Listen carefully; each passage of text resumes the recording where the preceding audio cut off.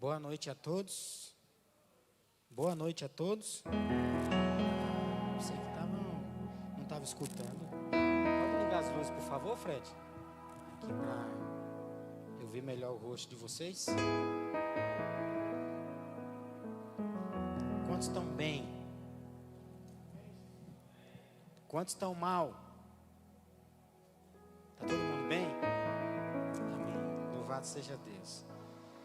Abram suas Bíblias aí em Lucas, capítulo 15. Perdão, Mateus 18. Não Lucas 15, Mateus 18. Eu acabei confundindo. Se alguém tem uma Bíblia em espanhol para mim, em português para me emprestar. Ontem eu fui pregar numa igreja em espanhol, levei a minha em espanhol e como é parecida, eu acabei pensando que era. Alguém pode me emprestar aqui uma Bíblia? Aqui, por favor. Para eu fazer. Eu te devolvo já.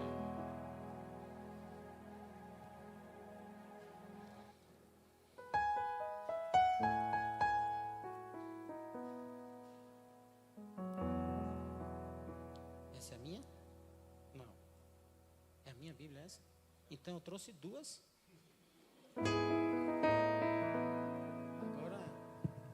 Trouxe duas, são parecidas. Essa Bíblia. Deixa eu abrir aqui. Obrigado, Fred. Cadê a. Já devolvi a outra? Já, né? Só um minutinho.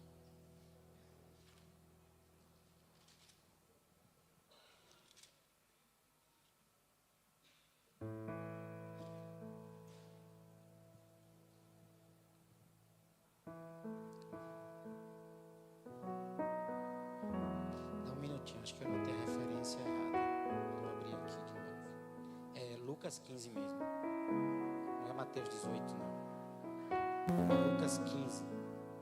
Eu estava lendo outra referência aqui.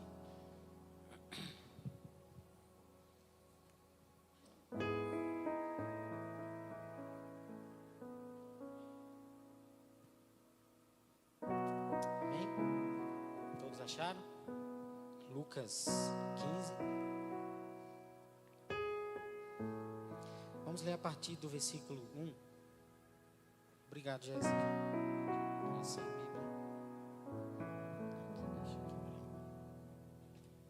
Bíblia. Diz assim a palavra do Senhor. Aproximavam-se de Jesus todos os publicanos e pecadores para o ouvir. Os fariseus e os escribas murmuravam, dizendo: Este recebe pecadores e come com eles. Então Jesus lhes contou esta parábola. Qual de vocês é o homem que, possuindo 100 ovelhas e perdendo uma delas, não deixa no deserto as 99 e vai em busca da que se perdeu até encontrá-la? E quando a encontra, põe-na sobre os ombros, cheios de alegria, e indo para casa, reúne os amigos, os vizinhos, dizendo-lhes: Alegrem-se comigo, porque já achei a minha ovelha perdida. Digo a vocês que assim haverá mais alegria no céu por um pecador que se arrepende, do que por 99 justos que não necessita de arrependimento. Qual é a mulher que, tendo 10 dracmas, se perde uma delas, não acende a lamparina, varre a casa e a procura com muito empenho até encontrá-la? E quando a encontra, reúne amigas e vizinhas, dizendo: Alegrem-se comigo, porque achei a dracma que eu tinha perdido. Eu afirmo a vocês que a mesma alegria existe diante dos anjos de Deus por um pecador que se arrepende. Jesus continuou: Certo homem tinha 2 filhos. O mais moço disse-lhes ao pai, o mais moço deles disse ao pai: Pai, quero que o Senhor me dê parte dos bens que me cabem. E o pai repartiu os bens entre eles. Passando não muitos dias, o filho mais moço, ajuntando tudo o que era seu, partiu para uma terra distante e lá desperdiçou todos os seus bens, vivendo de forma desenfreada. Depois de ter consumido tudo, sobreveio àquele país uma grande fome, e ele começou a passar necessidades. Então foi pedir trabalho a um dos cidadãos daquela terra, e este o mandou para os seus campos, a fim de cuidar de porcos. Ali, ele desejava alimentar-se das alfarrobas que os porcos comiam, mas ninguém lhe dava nada. Então, caindo em si, disse: quantos trabalhadores de meu pai têm pão com fartura, e eu aqui estou morrendo de fome. Eu vou me arrumar, voltar para o meu pai e lhe dizer: pai, pequei contra Deus e diante do Senhor. Já não sou digno de ser chamado de seu filho. Trate-me como um dos seus trabalhadores. E arrumando-se, foi para o seu pai. Vinha ele ainda de longe, quando o seu pai o avistou e, compadecido dele, correndo, o abraçou e beijou. E o filho lhe disse: pai, pequei contra Deus e diante do Senhor. Já não sou digno de ser chamado de seu filho. O pai, porém, disse aos servos: tragam depressa a melhor roupa e vistam nele. Ponham um anel no dedo e sandálias nos pés dele. Tragam e mate o bezerro gordo. Vamos comer e festejar. Porque este meu filho estava morto e reviveu. Estava perdido e foi achado. E começaram a festejar.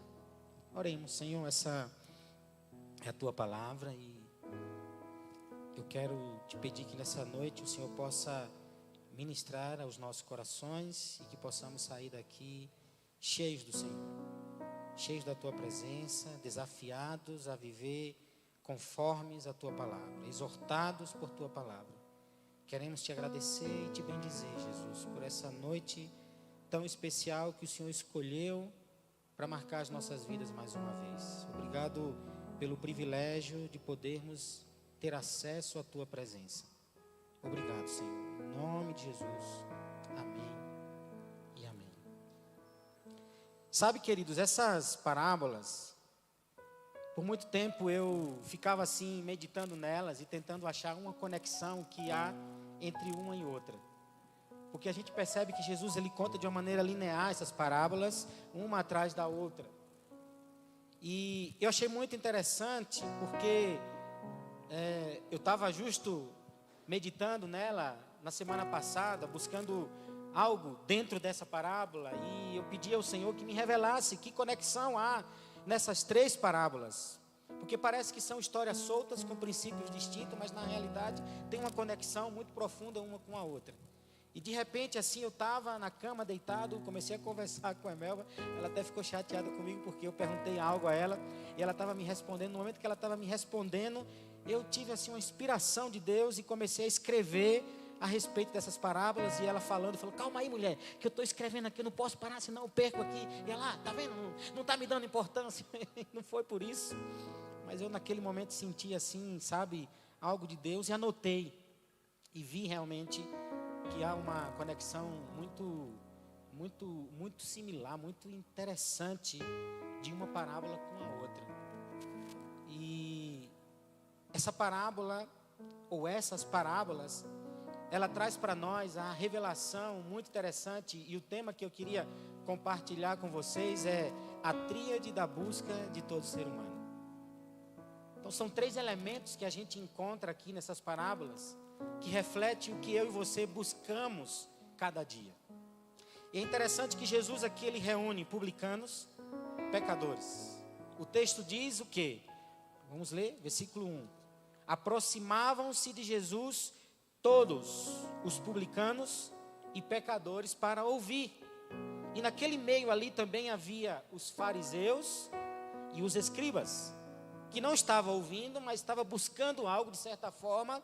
Eles estavam ali escutando, exercendo a faculdade, o sentido de audição, para tentar encontrar algo para condenar a Jesus. Mas os pecadores e os publicanos estavam ali ouvindo, pondo atenção no que Jesus estava ensinando. E é interessante que todo este público, ele representa um grupo da sociedade. Os publicanos aqui, eles eram cobradores de impostos, gente odiada pela sociedade. Diria eu também aqui que talvez hoje, nos dias de hoje, talvez a classe política. Quem é que não vai mentir, dizer que nunca teve no coração um ódio ou um desejo de ver que algum político desaparecesse do mapa? Talvez eu seja o único pecador aqui. E aqui a gente vai encontrar também pecadores, e ali estavam todos os pecadores. Ali estavam mentirosos, depravados moralmente, enganadores. Ali estavam os arrogantes, os egoístas, os ladrões, as prostitutas, os viciados, os alcoólatras, os idólatras. Ali estavam todos os pecadores. Então veja que o apóstolo, ele escreve a palavra de Deus aqui, o Lucas, na verdade, ele escreve que o discípulo de Jesus, que ali estava pecadores e publicanos. Ali estava também fariseus, diria eu, os exclusivistas, os que se consideram os únicos salvos, os que são os dominadores da verdade, que se você não estiver na religião dele, você não é salvo. Esses fariseus, eles representam também os religiosos, pessoas que se consideram a nata da sociedade, os únicos que serão salvos, os únicos que têm contato com Deus, os únicos perfeitos, os únicos que não se misturam com a escória. Ali estava também os mestres da lei.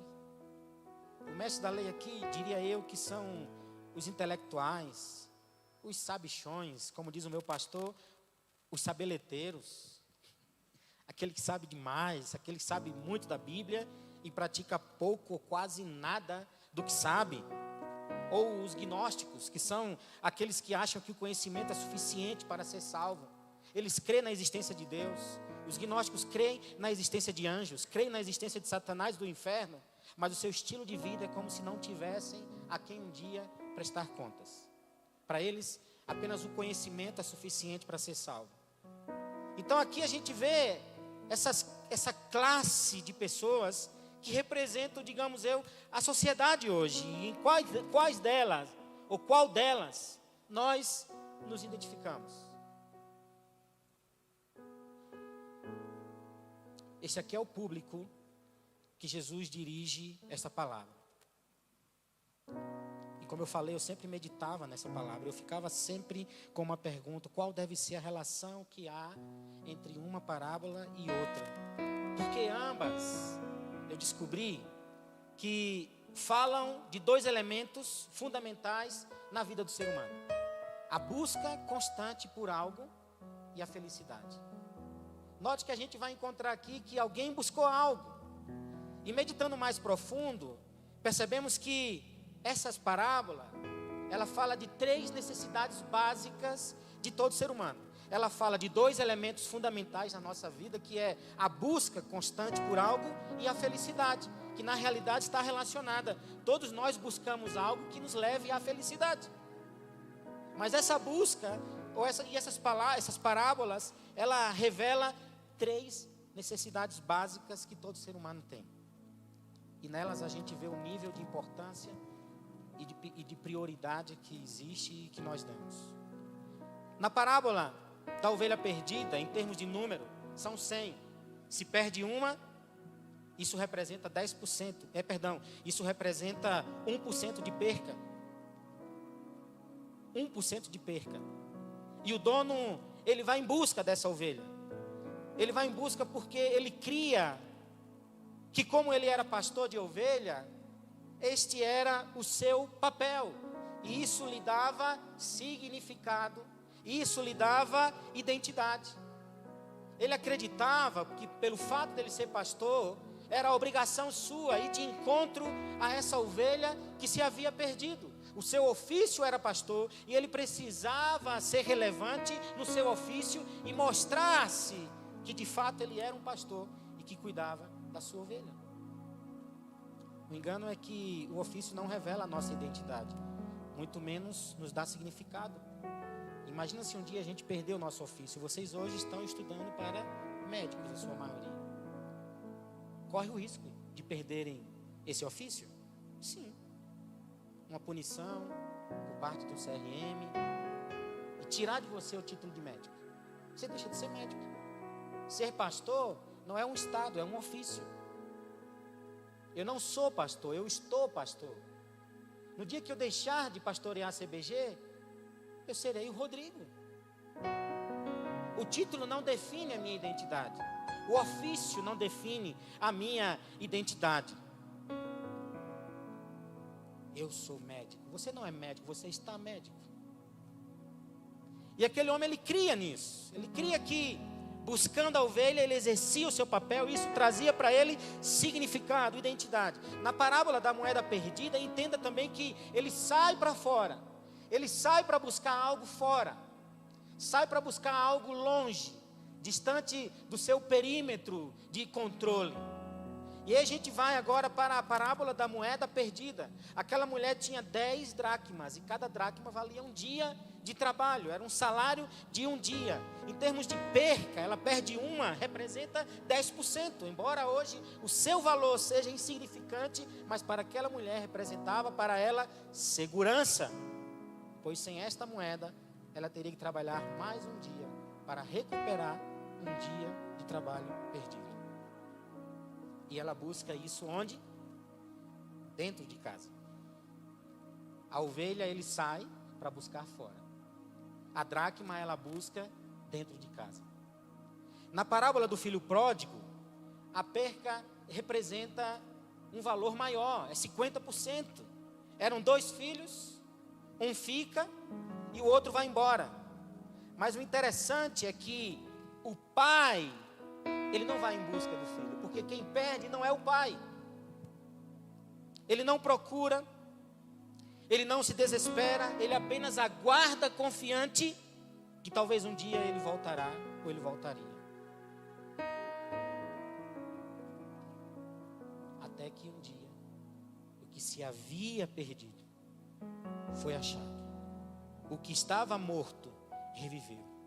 É interessante que quem está perdido não sabe encontrar o caminho de volta por si só. Quem está morto não pode se auto-ressuscitar. Esse filho está perdido e foi achado. Ele estava morto e reviveu. Veja que o pai fala, ele estava perdido e foi achado. Mas na verdade ele retorna. Ele não foi achado, ele sabia o caminho de volta. Ele sabia a verdadeira fonte da felicidade, onde era. Ele sabia onde era a verdadeira fonte de prazer, então ele volta. Mas o pai diz o quê? Ele estava perdido e foi achado. Ele estava morto e reviveu. Esse filho saiu em busca de significado. Esse filho saiu em busca de segurança. Esse filho saiu em busca de aceitação. A que perdeu a dracma, ela buscava segurança. O que perdeu a ovelha, buscava significado. Aqui eu tenho, pode projetar o PowerPoint, por favor, para mim?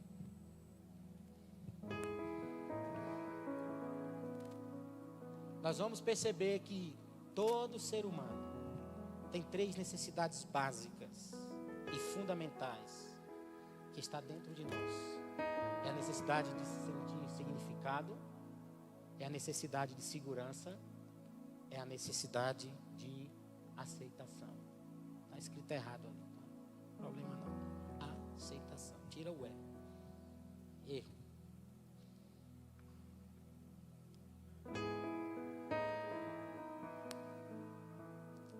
Na parábola da ovelha perdida, o dono ele vai em busca dessa ovelha. Ele vai em busca porque, como eu mencionei, ele cria veementemente que, como pastor de ovelha, era o seu papel, era o seu dever, buscar aquela ovelha, porque isso lhe dava significado e identidade. Todos nós buscamos ter significado. A gente passa a vida, muitas vezes, perguntando a nós mesmos, quem eu sou? Qual é o meu papel e a minha missão neste mundo? Quem é você? Se você tivesse que se definir com uma só palavra, qual palavra te definiria? Eu não estou pedindo aqui que você diga ofícios, que você diga, sei lá, eu sou missionário, eu sou pastor, eu sou apóstolo, eu sou evangelista. Isso são ofícios, são dons que o Senhor nos dá também. Mas no dia que você deixa de exercer, quando você está impossibilitado de exercer esse ofício, esse mandato, você deixa, você não é o que você faz. Faz parte do seu ser, mas não é a sua identidade. Ela está mais relacionada com a sua origem e com o seu destino. De onde você veio, para onde você vai. E nós como cristãos entendemos que nós viemos do céu e voltaremos para o céu. A nossa identidade é ser um cidadão do céu. É a nossa origem, é o nosso destino. E todos buscamos ter significado. E nessa busca de significado, de identidade, a gente acaba indo ao encontro de coisas que nos alegra de maneira temporária. Observe que ao encontrar a ovelha, ele reúne seus amigos e os convida a se alegrar com ele. Aqui a gente percebe o vazio da alma de quem busca significado. E o vazio da alma de quem busca significado é revelado quando ele precisa de outros para se alegrar, porque sozinho, a alma vazia não consegue encontrar felicidade. Quais são os lugares onde muitos buscam significado, identidade, sentido de pertencer? A gente acaba indo para tantos lugares, né, onde somos, entre aspas, aceitos. E no final de tudo a gente percebe que essa busca não diz somente a descobrir quem sou, mas sim satisfazer meus desejos mais carnais. Não é uma busca de identidade. Quando eu entro em lugares, em ambientes que apenas gerem em mim prazer, eu estou ali sendo enganado, atraído pelos meus desejos, pelos meus prazeres, pelas minhas fantasias, pelos meus desejos mais carnais. Porque eu estou meio perdido. Quando eu não sei quem eu sou, eu ando perdido nesse mundo. Quando eu não sei qual é a minha missão, quando eu não sei a minha origem, quando eu não sei qual é o meu destino, eu ando perdido. Eu ando constantemente mudando de ambientes. Eu ando constantemente mudando de gosto. Ele sai para buscar a ovelha. E muitas vezes nós saímos de perto de quem nós amamos. Nós saímos de um ambiente de segurança e nos metemos em situações tão perigosas, tão arriscadas, porque nós estamos buscando felicidade, mas buscando de uma maneira equivocada.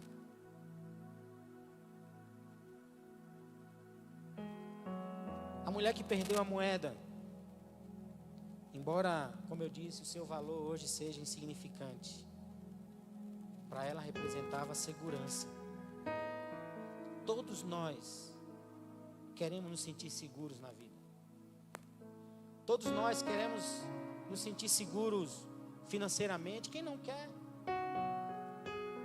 Quem não quer ter um emprego seguro que te dê uma estabilidade econômica, que você possa realizar suas metas, alcançar seus objetivos, viajar, comprar coisas? Quem não quer? Quem não quer se sentir seguro socialmente? Quem não quer andar pelas ruas e calles e praças com a cabeça erguida, sem medo, porque não deve a ninguém, porque não tem nenhuma conta a render, não tem a satisfação para dar, não tem medo, não tem seu nome sujo na praça, não tem seu nome acusado de algo? Quem não quer se sentir seguro socialmente? Quem não quer se sentir seguro nos relacionamentos? Construir amizades duradouras, confiar na pessoa, ter certeza que aquela pessoa não vai te trair, não vai te enganar, não vai te defraudar. Mas a gente corre risco. A nossa integridade física, ela está em risco a todo momento. Existem livramentos que Deus nos dá que a gente nem percebe. Mas nós queremos nos sentir seguros nos relacionamentos. Queremos nos sentir seguros no matrimônio. De que aquela promessa que um dia fizeram para mim no altar, de me amar até que a morte nos separe, seja cumprida. De me amar na doença, na saúde, na riqueza, na pobreza. Todos nós queremos se sentir seguros. Queremos sentir seguros nas decisões que tomamos. Será que está certo isso? Será que eu estou escolhendo o correto? Será que eu tomei a melhor decisão da minha vida? Será que eu decidi bem ao vir para a Bolívia? Será que eu decidi bem ao escolher essa universidade, ao escolher essa carreira? Será que eu decidi bem com quem eu estou namorando e pretendo me casar? Será que eu estou escolhendo bem o carro que eu estou comprando, a casa que eu quero comprar? Será que eu estou escolhendo bem a cidade onde eu vou morar? Será que eu estou escolhendo bem as amizades que eu estou permitindo que entrem na minha vida e que eu possa construir uma relação saudável? Nós queremos nos sentir seguros. E essa mulher, ela buscou ali a sua dracma perdida dentro de casa. E essa é uma busca que fala, uma busca dentro de nós mesmos. Onde buscamos olhar para dentro de nós. E ver onde nós estamos, o que estamos fazendo, as escolhas, os erros, os acertos. Porque nós queremos estar seguros de quem eu sou, seguros do que eu estou fazendo, seguro de onde eu estou caminhando. E eu sei que essa busca constante por segurança nos leva a tomar decisões muitas vezes equivocadas, quando nós não estamos no centro da vontade de Deus. Porque é Ele quem revela para nós qual é o plano que Ele tem desenhado para nós. Mas não é uma revelação assim que, sei lá, aparece um vídeo dizendo, olha, você vai fazer isso. É o Espírito Santo em nós. A partir do momento que nós entregamos nossas vidas a Jesus, o nosso espírito, ele é vivificado. Agora temos um contato com Deus. Agora a nossa alma tem uma percepção da vida, não a partir do que os meus olhos veem, mas a partir do que o meu espírito experimenta com esse relacionamento com Deus. Quando eu não estou com Jesus, quando eu estou no pecado, distante de Deus, o meu espírito está morto. Então a percepção que a minha alma tem da vida, da realidade, da minha dor, do meu sofrimento, das minhas frustrações, é o que os meus olhos carnais veem. Mas quando o meu espírito está vivo em Cristo, eu tenho esse contato com Ele, por meio do Espírito Santo, a minha alma começa a ter uma ótica divina para enxergar a realidade da vida. Mas nessa busca a gente toma decisões erradas. Homens que não medem o perigo para chegar ao fim de uma meta, que lhe traga segurança financeira ou profissional, toma decisões muitas vezes no calor da emoção, precipitadas, até pode tirar a vida de outro por conta disso, quando se sente ameaçado. Mulheres que se entregam a homens apenas pelo poder aquisitivo, elas querem segurança financeira. Isso também acontece do outro lado. Mulheres e homens que vivem em um ciúme doentio, tudo é motivo de desconfiar, porque falta-lhe insegurança. E a insegurança na tomada de decisões gera consequências negativas, porque nós estamos tomando decisões fundamentadas em nossa dor. Observe que ao encontrar a dracma perdida, ela reúne seus amigos e os convida e se alegra com ele. E é muito interessante que nessas duas primeiras parábolas, Jesus ele compara essas alegrias de buscar e encontrar algo perdido dentro de si ou fora, como uma alegria passageira. Ele fala, maior alegria há no céu quando o pecador se arrepende. Digo para vocês que maior festa há entre os anjos por um pecador que se arrepende. Jesus ele compara essa alegria da busca constante por coisas externas e internas, tentando trazer significado e aceitação para as nossas vidas e segurança. Ele compara isso como uma alegria passageira, uma alegria momentânea. Agora, a gente poderia observar, porque às vezes a gente tem a tendência de atribuir tudo a coisas espirituais. Eu entendo que existe uma batalha espiritual por trás de tudo isso. Eu entendo que o que nós enfrentamos no dia a dia, as decisões, as tentações, as provações, as provocações, ela tem raiz no mundo espiritual. Quando alguém te provoca, quando você considera alguém seu inimigo, não é no mundo físico, é no mundo espiritual, a raiz está aí. Por isso Efésios 6 diz que a nossa luta, a nossa batalha não é contra a carne nem contra o sangue, mas contra os principados e potestades que atuam nas regiões celestiais. É as mentiras do diabo, é o engano do diabo. São as possessões malignas, são as influências malignas. São as manifestações malignas, muitas vezes em nossas vidas, na nossa mente. E nos leva a gente tomar muitas decisões erradas, mas a gente olhando para a parte fisiológica dessa necessidade não satisfeita, a gente percebe algumas verdades que são incontestáveis. É interessante que na etapa da vida, entre os 14 e os 25 anos de idade, nós sofremos muitas alterações hormonais ou emocionais provocadas justamente pelas alterações hormonais que vão surgindo. E isso gera em nós uma dependência de dopamina exacerbada. As principais alterações que esta enxurrada de hormônios provoca é principalmente no nível da cognição. Existe, queridos, de fato, uma alteração significativa na nossa forma de pensar, de recordar o passado, de tomar decisões e de formar relações com outras pessoas nessa etapa da vida, de 14 aos 25. Existe nessa fase uma produção muito grande e natural de dopamina que provoca alterações por experiências estimulantes. É nessa etapa que a gente toma muitas decisões erradas. É na etapa da juventude, é nesse período aí de 14 a 25 ou um pouquinho mais, talvez nem sequer eu me julgaria aqui capaz de definir uma data onde finalizasse essa etapa, onde há essa produção grande de dopamina que provoca atração por experiências estimulantes momentâneas, a atração ao sexo, a pornografia, a drogas e o álcool, as compras compulsivas, que nesse caso aqui pode ocorrer uma etapa tardia por conta da falta de poder aquisitivo. Então alguns têm é bem pontual essa atração para as compras compulsivas, talvez em uma idade maior, onde tem um poder aquisitivo. E isso gera manifestações compulsivas, gera ações antes de refletir. E é nessa fase da vida que nós precisamos de ajuda para enfrentar as pressões dos grupos, que nos estimula a ser parecidos com eles e fazer as mesmas coisas que eles estão fazendo. Diria eu que é uma fase, eu não diria ruim, eu não diria problemática, eu diria que é uma fase extraordinária, onde nós estamos conhecendo muitas coisas. Conhecendo nosso corpo, as mutações, as mudanças. Mas a gente precisa ter muito cuidado nessa etapa da vida, porque caminhar sozinho nessa etapa nos leva muitas vezes a tomar decisões erradas.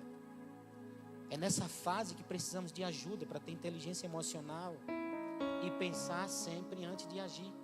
Porque nessa fase, essa busca por esse prazer momentâneo gera em nós, primeiro, a necessidade de sentir antes de pensar. Então a gente busca tomar as nossas decisões fundamentadas pelo prazer que ela gera em nós naquele momento. A gente não costuma racionalizar, a gente não costuma colocar a cabeça no lugar e perceber as consequências que aquela decisão pode trazer para a nossa vida. Nessa fase da vida, nós estamos suscetíveis a todos os tipos de vícios. E aqui eu quero mostrar para vocês um gráfico que mostra ali os tipos de vícios e comportamentos aditivos nessa fase da vida, que é a juventude. Ali nós vamos ver transtornos por uso de substância, dependência química, alcoolismo, vícios em nicotina, o tabagismo, vícios em jogos eletrônicos, isso tem relação com comportamento. Vícios em internet também tem relação com comportamento. Vícios em pornografia, comportamento sexual. Vícios em compras, oniomania, que é o comportamento compulsivo por compras. A gente vai ver também aí transtorno alimentar, que está relacionado com comportamento alimentar. Vícios em redes sociais. E na área sexual, a gente vai ver essas adicções, elas se tornam em comportamentos compulsivos. A gente vai ver vício em pornografia, compulsão sexual, transtorno hipersexual, pessoas que não conseguem viver sem sexo. Masturbação compulsiva está relacionado também, é um tipo de comportamento sexual. Entenda uma coisa, todos nós nascemos com sexo, gênero, masculino e feminino. A sexualidade, a conduta que eu vou ter, de acordo com o meu gênero, ela é aprendida.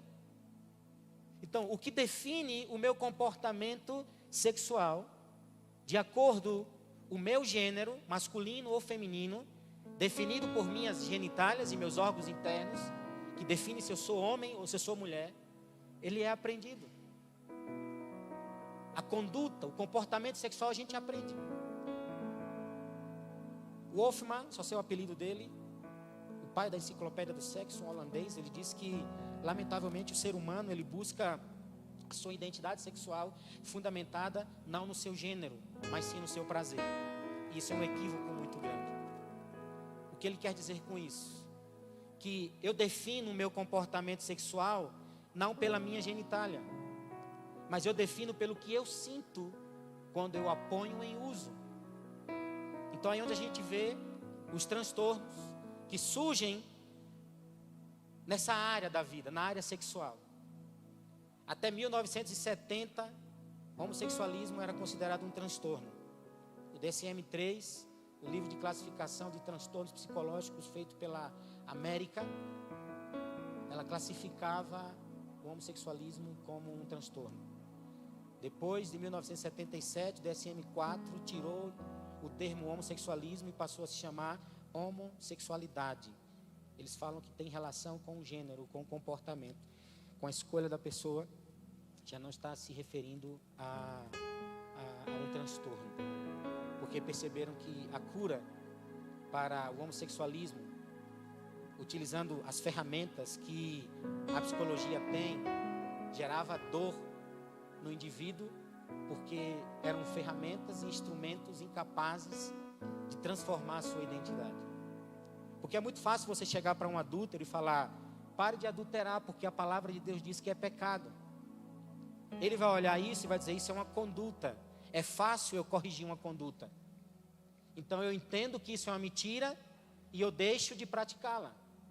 Mas quando você fala para um homossexual que ele precisa parar a sua conduta homossexual, para ele isso é mais desafiante, porque é como se você estivesse dizendo para ele assim: deixe de ser quem você é, porque isso está relacionado com a sua identidade. Então para ele é uma proposta inviável, porque eu não posso deixar de ser homossexual, porque eu vou deixar de ser quem eu sou, e o que eu sou é isso. E aí é onde a gente entra, e a gente traz a revelação da nossa identidade em Cristo, quem nós somos. E a gente volta para a nossa origem. Aí a gente volta para a nossa origem, o céu, que Deus desenhou, como que nós somos. E a gente começa a entender isso. Tem relação com a minha identidade, sim. E aí eu começo a dar passos de renúncias cada dia. E muitas vezes, o homossexual que se arrepende, ele pode nunca se casar.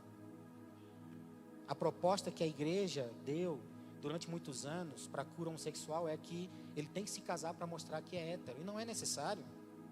Se eu estiver falando nessa noite aqui com alguém que tem lutas e batalhas nessa área, eu quero dizer para você: se você não tem necessidade de se casar com uma mulher, se você é um homem, se você não tem necessidade de casar com um homem, se você é uma mulher, você percebe que isso não te atrai, mas você luta com desejos e paixões homossexuais, você pode conviver sozinho, você pode viver sozinho o resto da sua vida, sem necessidade de se casar com um homem ou com uma mulher, para mostrar que você mudou, que você agora não é mais homossexual. E outra, você pode até viver o resto da sua vida sendo tentado, tendo fantasias e tentações nessa área sexual, porque é algo assim, eu não vou falar sobre isso aqui, o tempo não é para isso, eu não sei porque eu entrei tanto nesse assunto assim, não é sobre isso, mas é algo muito profundo, é algo que requer uma atenção muito delicada nessa área, e poder explicar para as pessoas que têm e sofrem com isso, que essa luta contra esse pecado pode ser o resto da vida. É a mesma coisa de você chegar para um homem que é hétero e que antes de se converter ele era depravado, sexual, viciado em sexo, e você chega para ele e fala: agora você tem uma nova vida em Cristo, cada dia você vai ter que crucificar a sua carne. Ele não vai deixar de ter as tentações que tinha antes, ele não vai deixar de ter as paixões que tinha antes, a diferença é que agora ele não vai praticá-las. Ele não vai deixar de ser hétero, ele não vai deixar de ter desejos sexuais pelo sexo oposto, mas ele tem que aprender a crucificar sua carne cada dia. Dizer, eu não vou praticar isso, eu não vou fazer isso. Eu sou marido de uma só mulher, eu sou esposa de um só homem.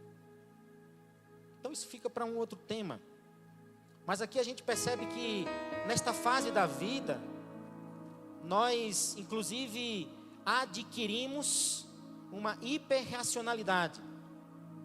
Nós pensamos muitas vezes em termos literais e concretos. Não medimos os perigos que há ao redor. Nós precisamos, queridos, de parâmetros que normalizem nossa conduta para gerar consciência e analisar o nosso entorno antes de tomar decisões. A partir de uma perspectiva bíblica e cristã, nós podemos compreender como o ser humano, criado por Deus, produz mecanismos naturais, inclusive químicos, para experimentar alegria, prazer e satisfação de forma saudável, equilibrada e dentro dos propósitos divinos. No entanto, a gente percebe que a juventude muitas vezes tenta estimular artificialmente esses mecanismos em busca de prazeres momentâneos, o que leva a distúrbios e transtornos emocionais, espirituais e mentais. Aqui a gente pode ver os principais hormônios de prazer e da satisfação imediata e como o próprio Deus desenhou mecanismos para que esses hormônios possam fluir em nós de maneira saudável. A gente vai ver ali a dopamina, que a função principal dela é motivação, recompensa, prazer imediato. A forma natural e saudável de gerar dopamina é metas cumpridas, oração com propósito, é ter um coração grato. A gente vai ver a serotonina, que é o bem-estar, a função dela é gerar bem-estar, estabilidade emocional e humor positivo. A forma natural e saudável de ativação desse hormônio é sol, boa alimentação, contentamento em Deus. A gente vai ver um outro hormônio chamado ocitocina, que a função principal dele é a conexão, vínculo afetivo e amor. A forma natural e saudável de ativação é relações saudáveis, é comunhão cristã, é empatia. E por último a gente vai ver a endorfina, que a função dela é alívio e dor, sensação de euforia. E a forma natural e saudável de ativação a gente vai encontrar nos exercícios físicos, em louvor, em alegria e em servir. Veja que Deus, Ele desenhou mecanismo para gerar em nós todos esses hormônios. Mas a gente quer muitas vezes coisa imediata, porque custa você cumprir metas, custa você orar com propósito, custa você ser grato, custa você passar um tempo sozinho, meditando, ali deitado, tomando um sol, uma boa alimentação, ser contente em Deus, custa você criar relações saudáveis, você chegar aqui nesse ambiente desconhecido e você começar a ver pessoas diferentes e se relacionar com elas, custa, porque isso requer de você habilidades sociais, e muitas vezes tem pessoas que não têm, são mais tímidas. Custa você praticar exercício, eu estou lutando com isso, eu começo a academia, eu pago, vou 3 dias, 4 dias e desisto. Hoje o Samuel mandou uma mensagem falando, vamos começar eu e Marcos amanhã. Eu disse, que horas? Estou lá, primeiro dia, segundo dia, alegria em servir. E tudo isso gera em nós motivação, bem-estar, conexão, vínculo, alívio e dor. Mas a gente quer sensações imediatas. E como é que a gente substitui isso aqui? Como que a gente substitui isso? Tomando decisões erradas e querendo, sensações imediatas. A gente substitui assim, ó. A pornografia e a masturbação gera dopamina e ocitocina. Mas quais são as consequências espirituais e psicológicas? Culpa, vício, distorção do amor e do sexo. Toda vez que você acessa um conteúdo pornográfico e você se masturba olhando para aquela mulher que Deus desenhou com um propósito. Por mais que ela esteja fazendo algo fantasioso, equivocado, perturbador, algo moralmente depravado, você está gerando prazer momentâneo, prazer carnal, diante de algo que Deus desenhou para a glória dele. Drogas e álcool, dopamina e endorfina, fuga da realidade, as consequências, escravidão e destruição do templo do Espírito Santo, de lares, de família. Redes sociais, links, notificações. É a dopamina do século. Ansiedade, comparações, idolatria de imagens. O sexo casual gera o quê? Ocitocina. A ocitocina, a função principal dela é o quê? Conexão, vínculo afetivo, amor. Mas o sexo casual não gera absolutamente nada disso, só gera prazer, e as consequências é ansiedade, quebra da aliança, feridas emocionais e laços de alma. Comida em excesso gera serotonina e dopamina, que é o hormônio que tem a função principal de gerar em nós motivação, bem-estar, estabilidade emocional. Mas as consequências é vazio espiritual, dependência emocional. Videogames, jogos de azar. Quem aqui joga jogo de azar? Não precisa levantar a mão, não. Eu já tive problema nessa área também. Eu ganhei 35 mil reais em 3 meses e perdi em 4 dias. Foi aí quando eu disse, isso não é para mim. Deus quer me honrar com o suor do meu rosto, não com jogos de azar. Porque sempre que você ganha, alguém está perdendo. Mas isso gera o que? Dopamina. E gera um outro hormônio chamado adrenalina.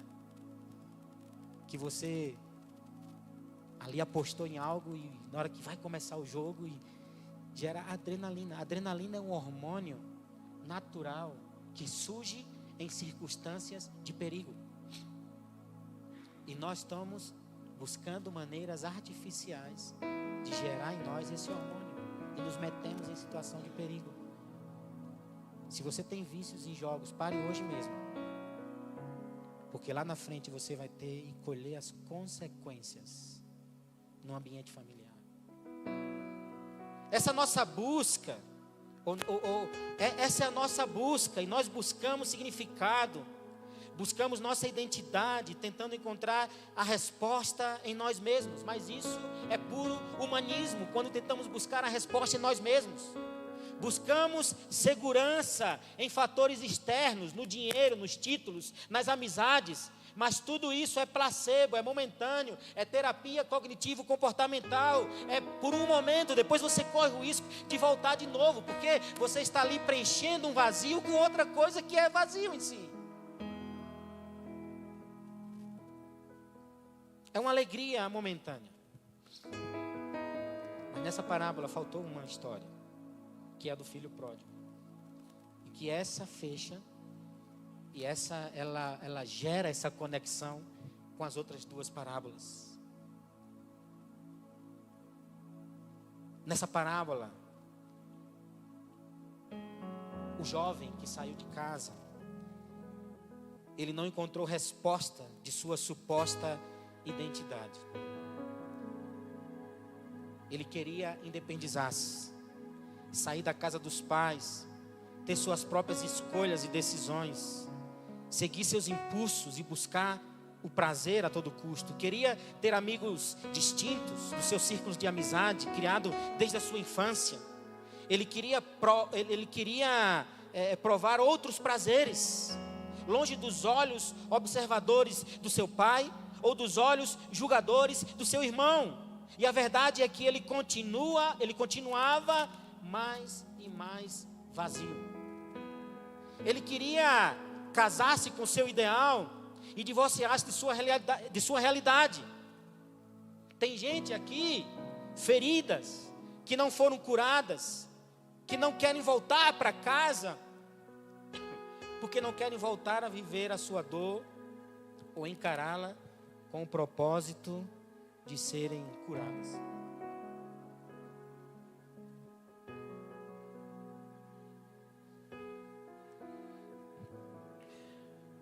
Ele buscava aceitação, ele buscava significado, ele buscava segurança. Ele não encontrou ali no ambiente interno da sua casa. Ele não encontrou segurança, ele não encontrou significado estando em casa. Ele foi para fora buscar algo. Ele continuou vazio e ele não encontrava identidade, ele não encontrava segurança, ele não encontrava significado, ele não encontrava aceitação. O filho pródigo tentou buscar resposta na falsa segurança que o dinheiro lhe proporcionava. Ele tentou construir um castelo de prazeres, proporcionado pelas riquezas, pelo título, pela herança que levava do seu pai, o seu nome, a sua história como filho de um grande empresário, mas ele fracassou, ele continuava vazio. Ele não encontrou resposta para o seu vazio. Ele não encontrou resposta para as suas 3 necessidades mais básicas. O sentido de ser aceito, de ter significado e de ter segurança. Ele não encontrou essa resposta em elementos externos, seja ele inanimados como o dinheiro, ou seja ele seres vivos que não definem muitas coisas em nossas vidas, não decide por nós, mas nos leva muitas vezes a nós tomarmos decisões e fazer escolhas, e vamos atrás de pessoas, vamos atrás de relacionamentos que na verdade vêm para destruir as nossas vidas, e a gente não percebe, porque há um vazio em nós, há uma busca constante por essa felicidade que nada preenche, porque esse vazio, ele tem o tamanho da eternidade, e somente algo eterno pode preencher esse vazio. Ele não encontrou resposta em si. Ele não encontrou resposta nos outros. Ele não encontrou resposta nas coisas, nas possessões, nos títulos. Ele precisou cair em si. Caindo em si.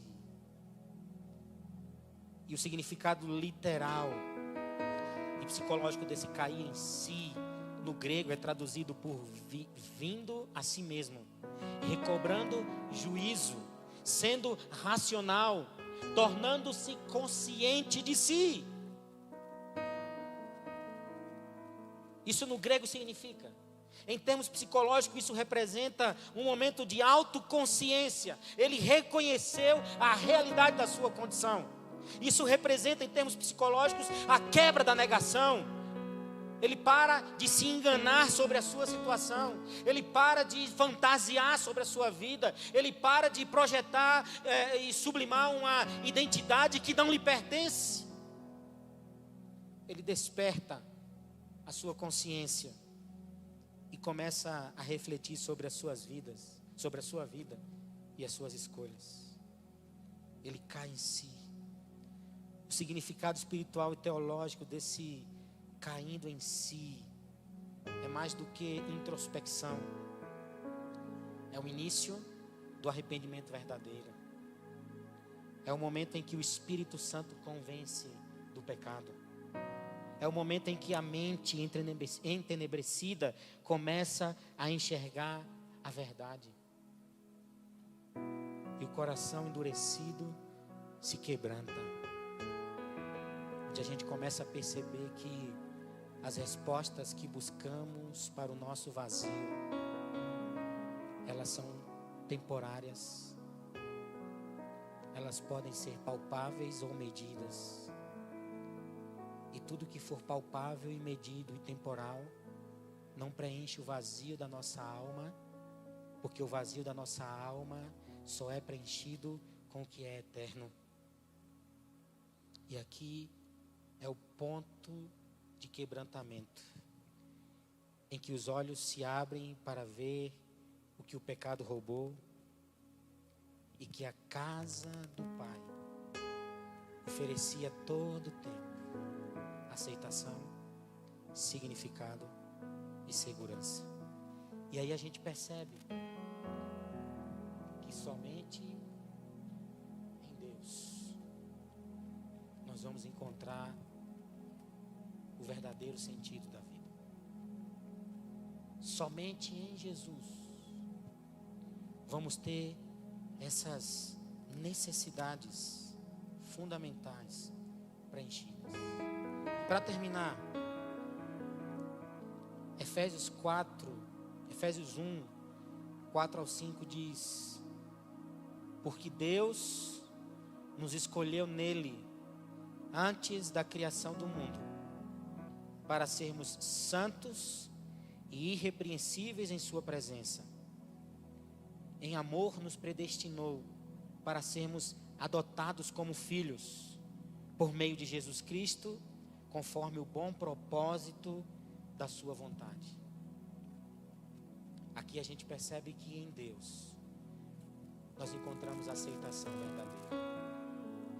Salmos 46 diz: Deus é o nosso refúgio e fortaleza, socorro bem presente na angústia. Portanto não temeremos, ainda que a terra se transtorne e os montes se abalem no coração do mar. Deus é o meu refúgio, Deus é o meu pastor, em Deus nós temos segurança. Nós temos essa necessidade interior preenchida.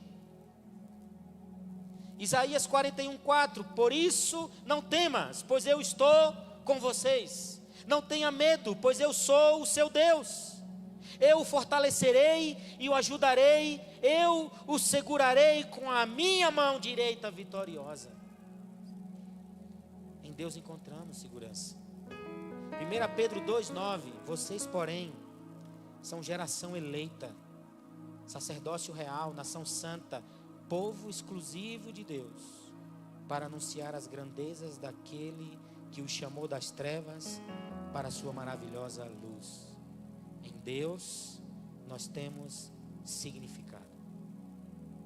E quando a gente entende essa tríade da busca de todo ser humano, a necessidade de ser aceito, de ter significado e de se sentir seguro, quando a gente entende que somente em Deus nós somos capazes de vivenciar uma experiência onde essas necessidades interiores são completamente preenchidas, quando eu entendo isso, aí eu me jogo nos relacionamentos, não me jogar assim de maneira irresponsável, mas eu entro nos relacionamentos, eu construo amizades, eu construo família, eu me caso, eu tomo decisões, eu faço escolhas fundamentadas nessa verdade de que somente Deus pode satisfazer essa necessidade interior, e todos os demais, seja coisas, objetos ou pessoas, podem me dar segurança, significado e aceitação, mas não em sua totalidade,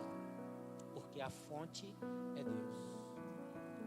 Eu jamais terei condições de Rodrigo Queiroz, fazer a minha esposa feliz. A felicidade que ela precisa, ela só vai encontrar em Deus. Eu tento fazê-la, porque eu busco receber da fonte. Eu tento dar segurança, porque eu busco da fonte. Eu tento dar a ela significado, porque eu busco da fonte. Mas não porque eu em si tenha essa capacidade de preencher essas necessidades que ela tem. Quando eu entendo essa verdade, aí eu me relaciono com as pessoas. E aí se alguém me defrauda, eu levanto a cabeça e continuo a caminhar, porque eu entendo que aquela pessoa não tem condições de preencher essas necessidades que há no meu interior. Somente Deus, ela é falho como eu. Ela é tão pecadora quanto eu. Quando eu entendo isso, eu não vou me tornar uma pessoa vitimista, e não vou dizer que eu sou resultado das escolhas de outros, das decisões que me abusaram, que me agrediram, que me abandonaram, que não me deram importância, que não me deram valor, por isso eu sou assim. Entenda essa verdade e deixe de ser mimado ou mimada. Deixe que essas verdades entrem. Deixe que a sua dependência emocional, espiritual, seja de Deus, não das pessoas, não das coisas. Porque as pessoas e coisas podem se ausentar, podem falhar, mas Ele não. E aí é onde você começa a viver uma vida plena. Plenitude de vida. É quando eu entendo que eu só preciso de Deus para ser feliz e mais ninguém. Esse é o ideal em que todo ser humano deveria chegar, para a partir daí iniciar um relacionamento saudável. Quando você está buscando a meia laranja, é porque você não é completo. Você precisa buscar uma laranja inteira, porque você é completo em Cristo. Fique de pé nesse momento.